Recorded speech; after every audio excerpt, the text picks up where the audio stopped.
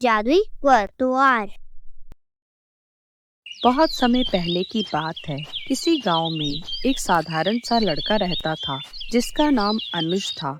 अनुज का अपना तो कोई नहीं था। बचपन में ही उसके माता पिता का देहांत हो चुका था। अब तो पूरा गांव ही उसका परिवार था।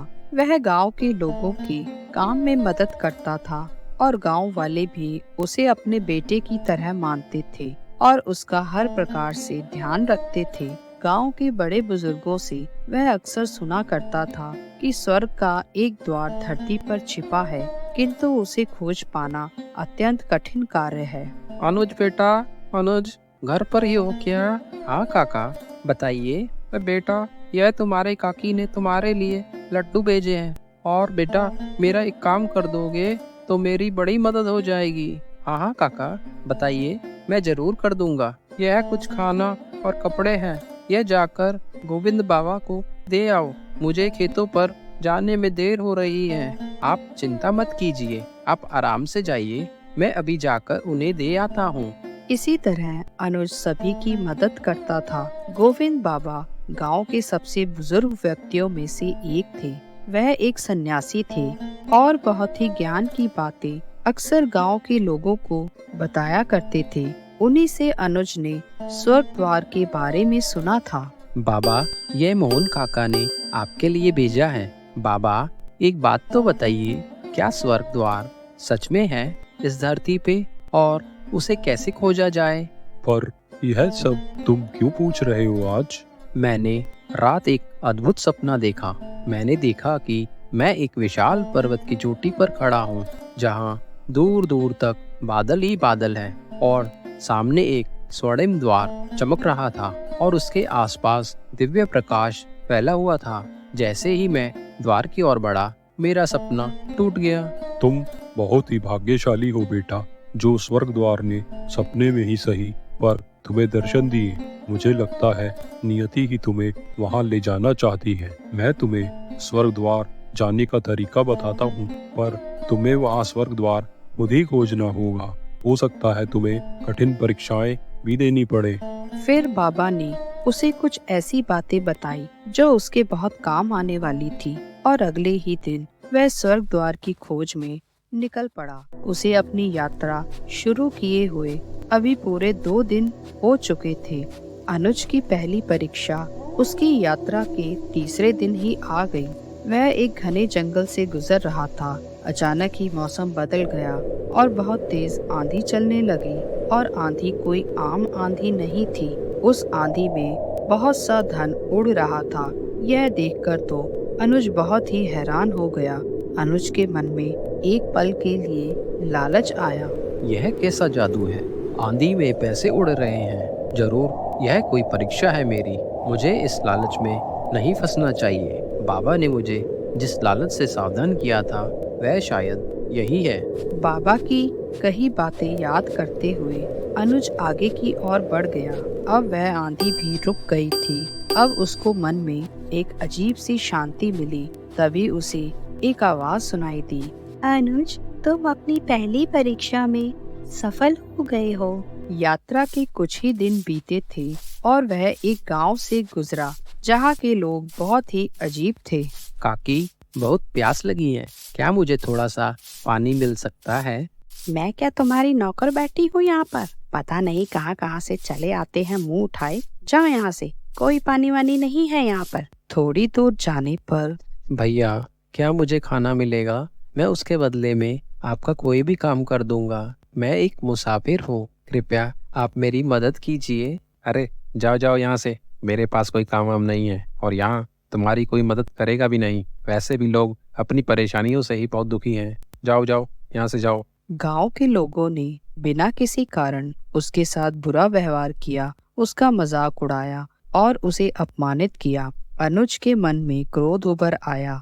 वह उनके खिलाफ बोलने ही वाला था, पर उसे फिर से बाबा की बातें याद आई। स्वर्ग द्वार में वही व्यक्ति जा सकता है जिसका अपनी भावनाओं पर पूरा नियंत्रण हो, विशेषकर क्रोध पर। अनुज ने गहरी सांस ली और वह वहां से चला गया। क्योंकि उसे समझ आ गया था क्रोध से कुछ हासिल नहीं होगा। जब वह गांव से दूर गया तो उसे लगा कि जैसे उसका हृदय हल्का हो गया है।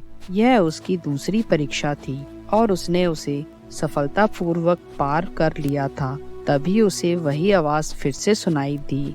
अनुज, तुम अपनी दूसरी परीक्षा में भी सफल हो गए हो। अनुज की यात्रा को अब काफी समय हो गया था। एक दिन वह एक पर्वतीय क्षेत्र में पहुंचा, जहां उसे एक बूढ़ी औरत मिली जो बेहद बीमार थी। वह किसी से मदद की आशा कर रही थी, परंतु वहां कोई नहीं था। अनुज ने उसकी हालत देखी और तुरंत उसकी मदद करने का निश्चय किया। उसने उसे पानी पिलाया, खाना दिया और उसके घाव पर मरहम पट्टी की। बूढ़ी औरत ने उसकी ओर देखा और आंसुओं से भरी आंखों से कहा, तुमने मुझे नई जिंदगी दी है, ईश्वर तुम्हारा भला करे। इतना कहकर वह बूढ़ी औरत एक देवी में बदल गई। अनुज, तुमने भी महसूस किया होगा कि प्रेम और करुणा ही जीवन की असली ताकत है। यदि तुमने आज एक गरीब औरत की मदद ना की होती तो तुम कभी भी स्वर्ग द्वार के योग्य नहीं बन पाते। उस देवी ने अनुज को आंखें बंद करने को कहा और अगले ही पल वह एक विशाल पर्वत के शिखर पर पहुंच गए। यह वही स्थान था जिसे उसने अपने सपने में देखा था। उसके सामने वही द्वार प्रकट हो गया जो उसने सपने में देखा था। अनुज, तुमने अपनी सभी परीक्षाओं को सफलतापूर्वक पार कर लिया है। तुमने लोभ, क्रोध और अहंकार का त्याग किया है और प्रेम, करुणा का मार्ग अपनाया है। यह जादुई स्वर्ग द्वार अब तुम्हारे लिए खुलने को तैयार है। अनुज बहुत खुश हुआ और वह उस दरवाजे से होता हुआ एक अलग ही दुनिया में आ पहुंचा। स्वर्ग द्वार की दूसरी ओर का संसार अकल्पनीय था। यहाँ के पेड़ पौधे, झरने, हवाएं सब कुछ स्वर्णिम आभा से चमक रहे थे। अनुज ने वहाँ के निवासियों से मुलाकात की, जिनमें से कई संत, ऋषि और महान आत्माएं थी जो अपनी साधना और सत्कर्मों से वहाँ पहुँचे थे। तभी अनुज ने वहाँ अपने गांव के गोविंद बाबा को भी बैठे हुए देखा। बाबा, आप यहाँ पर? आप तो कहते थे कि आपने कभी स्वर्ग द्वार देखा नहीं। हाँ बेटा, सांसारिक लोग यही समझते हैं कि स्वर्ग द्वार उन्हें किसी खजाने की ओर ले जाता है, पर वह इस खजाने का असली अर्थ नहीं समझते। स्वर्ग कोई स्थान नहीं बल्कि एक अवस्था है, मन की शुद्धता और आत्मा की उन्नति की अवस्था। स्वर्ग द्वार का मतलब है जीवन के सर्वोच्च सत्य तक पहुंचना। अनुज ने महसूस किया कि असली स्वर्ग हमारे भीतर ही है और जब हम सच्चाई, प्रेम और करुणा का मार्ग अपनाते हैं तो हम उसे इसी जीवन में पा सकते हैं। गोविंद बाबा ने उसे विदा करते हुए कहा, तुमने जो कुछ सीखा है उसे संसार में बांटने का समय आ गया है। जाओ और अपने ज्ञान से दूसरों का मार्गदर्शन करो। स्वर्ग द्वार सदैव तुम्हारे लिए खुला रहेगा। ऐसे ही और मजेदार वीडियोस देखने के लिए लाइक, कमेंट, शेयर और सब्सक्राइब करें हमारे चैनल को। Thank you. Bye bye.